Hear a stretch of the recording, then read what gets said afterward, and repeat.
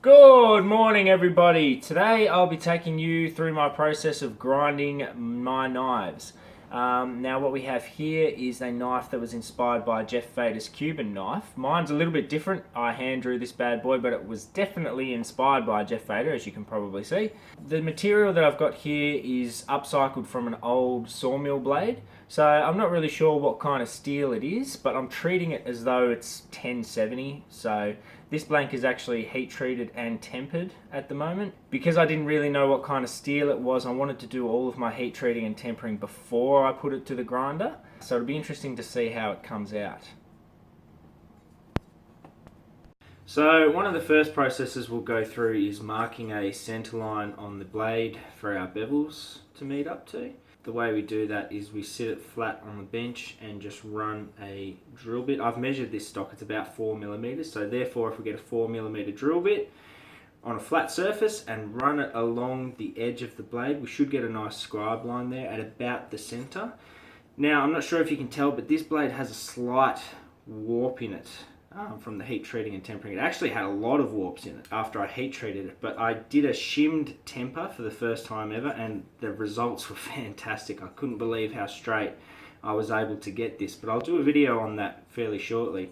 So basically our process is as follows. We go to our kitchen bench. Now I'm pretty sure all knife makers' kitchen benches should look like this.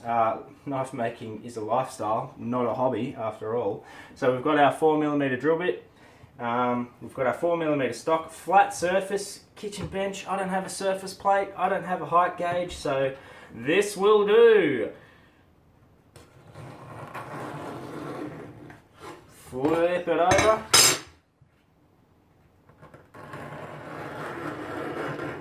Just do a few passes, make sure we get that line nice and crisp.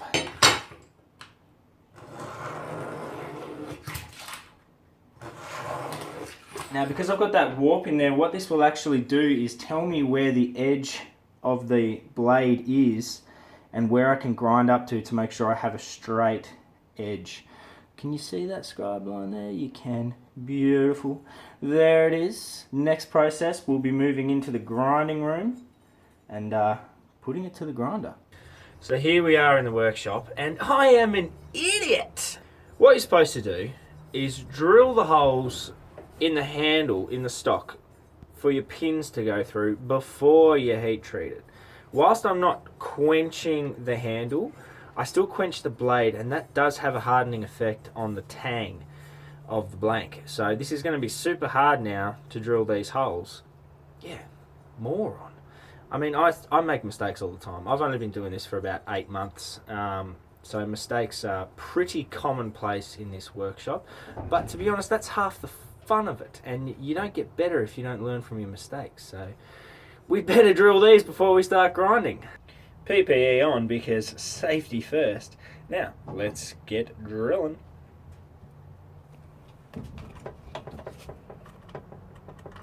Oh well, let's not get drilling. The drill press isn't plugged in. Drill press plugged in, let's go!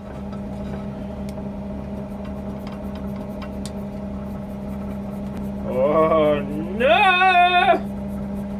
This just doesn't want to be drilled. You know what? Flame away, guys. I'm going to use some WD-40.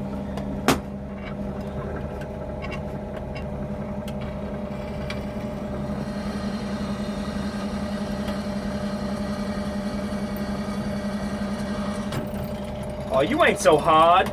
You ain't so hard.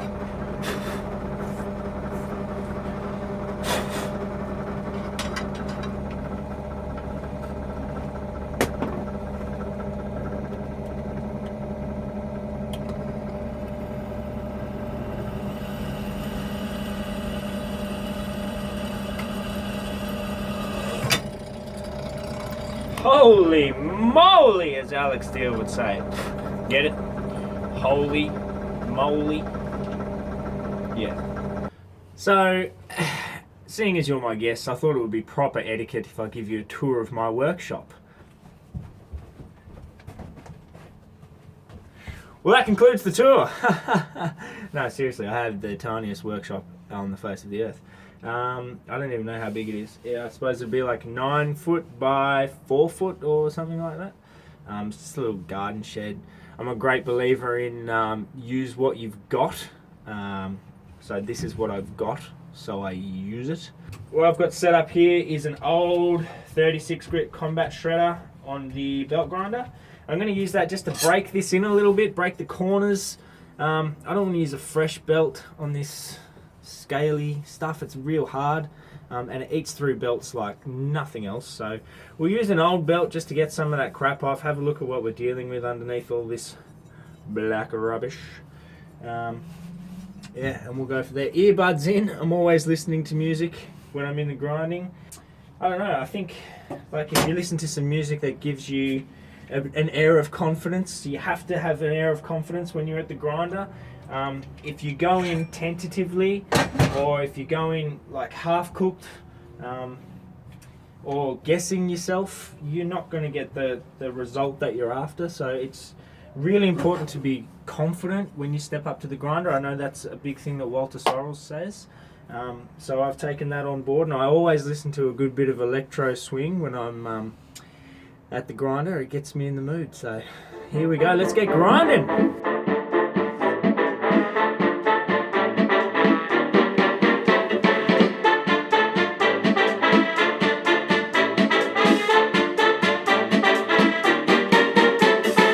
Now I've got most of that black junk off and I've broken the corners in, I'm happy to put a fresh 36 grit belt on. Let's get to it, gang.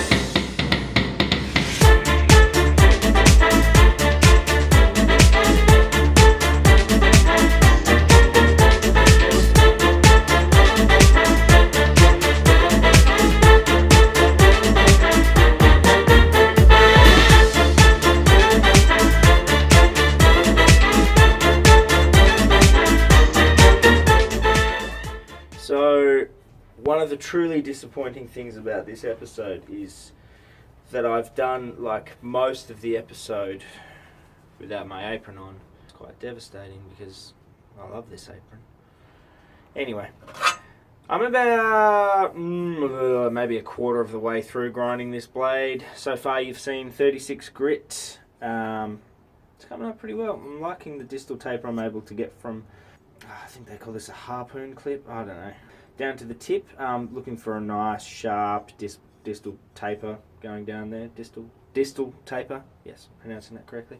So you would have seen me as I'm grinding dipping this bad boy into a bucket of water that I've got underneath my bench. As I stated before, this thing has been heat treated and tempered already. So it's always important when you go to the grinder after your heat treat and temper that you be very careful not to overheat the blade. You don't want to draw that temper back too far and have this blade go all squishy on you. You want it to stay nice and hard. So that's why I always grind bare fingers as well. I think that's something I picked up from Walter Sorrells, I can't quite remember. But he said you should grind bare-handed, just so that you can feel the heat coming through the blade. You're not going to get it overheated if your hand is situated here behind the blade as you're grinding, because it's going to burn your fingers off. So that's a good indication when it starts to get a bit ouchy. Pull it away, dunk it in the water, watch the glorious steam come off and it looks awesome, and then continue grinding. That's the way it goes. I think I'm done at 36 grit now. The mistake I've made in the past is going too far with my 36 grit belts before switching up to then a 50, 100 and a 240. And I end up getting to the 240 and I end up finding 36 grit scratches everywhere, especially then when I move on to the hand sanding. So this time around I'm going to try something a little bit different. I'm going to come off the 36 grit earlier I'm going to switch to the 50 now. 50 is still pretty aggressive, and I'm going to try and get a lot of those 36 grit scratches out. This thing is starting to feel amazing. It feels whippy as. It's so much lighter already than when I first started. This is about 40 minutes of grinding in. I don't know if you can see anything, but you know, it's got a nice edge to it already. It's got a nice distal taper starting to form from this harpoon clip, which I think it's called, down to the tip. So yeah, on to 50 grit. Let's do it.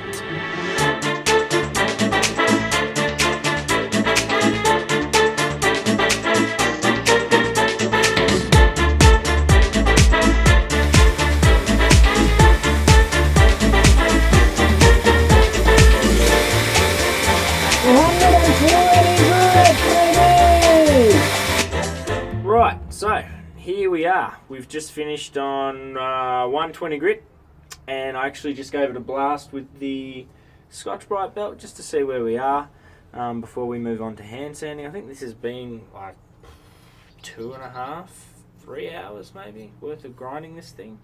I'm a sucker for like rushing things. I'm so impatient. I do it all the time. I'm terrible. So I really made a point of taking my time with this blade. What I'm going to do now is I'm just going to grab the Dremel with the 240 little disc on it, little drum disc, and I'm just going to run around these bits here before I head on to hand sanding. Especially this bit in here. I think this might be called like the ricasso area and the choy. I'm going to sand it out with the Dremel. It's going to look sick. Yeah, here we go.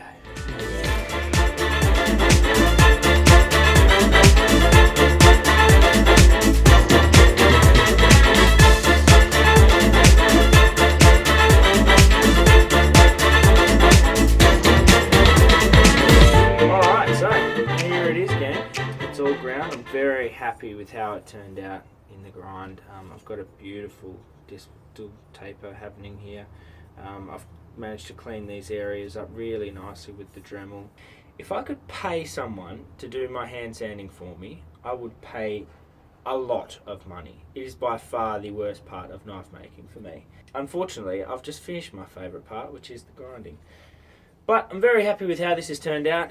Thanks very much for following my grinding process. It's been a blast having you along. Hopefully you can jump in on the next one. Thanks, guys.